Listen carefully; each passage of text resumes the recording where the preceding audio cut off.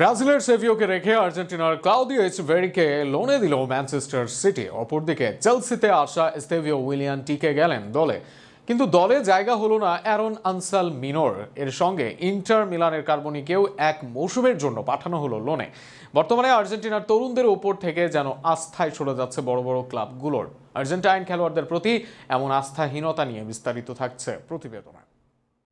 বলা হয়েছিল নয়া মেসি ইচভেরি আসলে দলে জায়গা হারাবেন ব্রাজিলের সেভিওর পারফরমেন্সে সন্তুষ্ট না হয়ে ইচভেরিকে কিনেছিলেন পেপ গার্দিওলা, কিন্তু বাস্তবে দেখা গেল উল্টো চিত্র।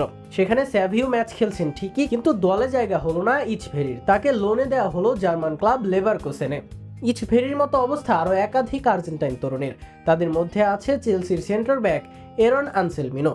দক্ষিণ আমেরিকা থেকে এই মৌসুমে চেলসিতে আসেন ব্রাজিলের এস্তেভাও উইলিয়ান ও আর্জেন্টিনার আনসেলমিনো। সেখানে এস্তেভাওকে দ্বিতীয় ম্যাচেই শুরুর একাদশে রেখেছিলেন চেলসি বস।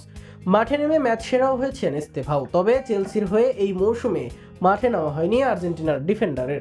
ক্লাব বিশ্বকাপেও বেঞ্চে থাকা আনসেলমিনোকে চেলসি ধারে পাঠিয়েছে অন্য আরেক ক্লাব ডর্টমুন্ডে। তার তুলনায় কিছুটা ভাগ্যবান বলা যায় ভ্যালেন্টিন কার্বনিকে। আর্জেন্টিনার এই প্রতিভাবান মিডফিল্ডারের অন্তত লিগ পরিবর্তন করা হয়নি, তবে ধার থেকে রক্ষা পাননি তিনিও। ইন্টার মিলানের হয়ে গত মৌসুমেও ধারে ছিলেন কার্বনি। এবার ফিরে ক্লাব বিশ্বকাপে খেলেছেন 3 ম্যাচ, তবে আবারও তাকে ধারে দেওয়া হয়। সিরিয়া এর ক্লাব জেনোয়ার হয়ে এই মৌসুমে মাঠ মাতাচ্ছেন কার্বনি। অ্যাটলেটিকো মাদ্রিদ ছেড়ে ইন্টার মায়ামিতে লোনেই গিয়েছেন আর্জেন্টাইন তারকা মিডফিল্ডার রদ্রিগো ডিপল। বিশ্বকাপের আগে তার এই ডিল নিয়ে আছে আলোচনা, তবে বিশ্বকাপের আগের বছরই যদি মায়ামিতে যান ডিপল, সেক্ষেত্রে লোনে যাওয়ার যৌক্তিকতা নিয়ে প্রশ্ন তুলছেন অনেকেই।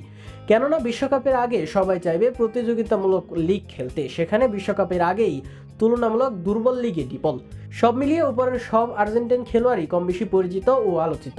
এদের মধ্যে 3 জন আছেন আর্জেন্টাইন স্কোয়াডেই, তবে তাদের প্রতি যেন আস্থা রাখতে পারছে না ক্লাবগুলো। আগামী দিনে লোন থেকে ফিরে ক্লাবে আস্থার প্রতিদান দিতে পারবে কিনা তারা, সেটাই এখন দেখার বিষয়।